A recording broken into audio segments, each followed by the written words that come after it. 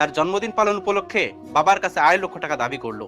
এর মধ্যে তার মা চলে আসলো এবং বলল, এই সম্পদ তো একদিন সবই তার হয়ে যাবে, তাকে দিয়ে দাও, তার মনে কষ্ট দিও না। বাবা তখন বললেন, আমি তোমার ছেলেকে যদি একটা উড়ান্ত প্লেনের পাইলটের সিটে বসিয়ে আমি সেখান থেকে নেমে পড়ি দায়িত্ব দিয়ে, তাহলে কেমন হবে তুমি বলো? মধ্যবিত্ত থেকে শিল্পপতি হয়ে ওঠা স্বামীকে বোঝেন বলেই মহিলা আর কোনো কথা বললেন না। বাবা তখন বললেন, ঠিক আছে, আমি তোমার ছেলেকে 2.5 লক্ষ টাকায় দেবো, সে যদি আমাকে উপার্জন করে 250 টাকা এনে দিতে পারে। সারা রাত নাক ডেকে ঘুমাচ্ছে ছেলে, মাত্র 250 টাকা। বাবা আগামীকালই দেখতে পারবে ছেলে তার সম্পদের দায়িত্ব নেওয়ার মতো যোগ্য হয়ে গেছে। পরের দিন সকাল 8টায় বাবা তার ছেলেকে ঘুম থেকে জাগিয়ে উঠে দিলেন। রাজ্যের বিরক্তি ছেলের চোখে। মাত্র 250 টাকার জন্য এত সকালে ঘুম থেকে উঠতে হবে?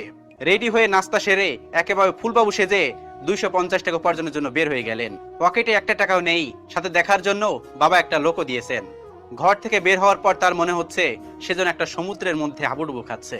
বিনা পুঁজিতে টাকা কোথায় পাই, কোথা থেকে ধার নিবে সেটাও পারতেছে না। কারোর সাহায্য নিতে পারছে না, ভিক্ষাও করতে পারবে না। পরিশ্রম করে উপার্জন করতে হবে। ভাবতে ভাবতেই দুপুর হয়ে গেল। সামনে একটা রিক্সার গ্যারেজ, ঢুকে পড়লো সেখানে, কিন্তু অপরিচিত মানুষকে তারা রিক্সা দেবে না। হঠাৎ মাথায় একটা বুদ্ধি আসলো, রিক্সা পায়নি তো তার জন্মদিন পালন উপলক্ষে বাবার কাছে 2.5 লক্ষ টাকা দাবি করলো। এর মধ্যে তার মা চলে আসলো এবং বলল, এই সম্পদ তো একদিন সবই তার হয়ে যাবে, তাকে দিয়ে দাও, তার মনে কষ্ট দিও না।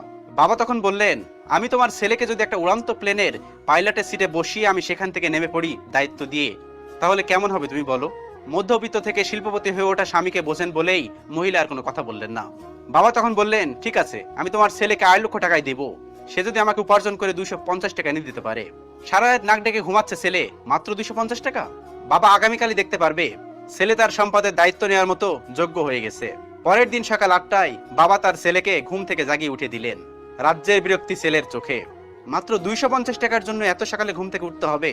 রেডি হয়ে নাস্তা সেরে একেবারে ফুলবাবু সেজে 250 টাকা উপার্জনের জন্য বের হয়ে গেলেন। পকেটে একটা টাকাও নেই, সাথে দেখার জন্য বাবা একটা লোকও দিয়েছেন।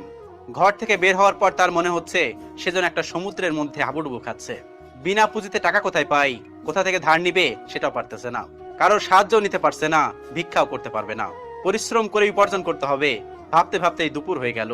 সামনে একটা রিক্সার গ্যারেজ, ঢুকে পড়লো সেখানে, কিন্তু অপরিচিত মানুষকে তারা রিক্সা দেবে না। হঠাৎ মাথায় একটা বুদ্ধি আসলো, রিক্সা পায়নি তো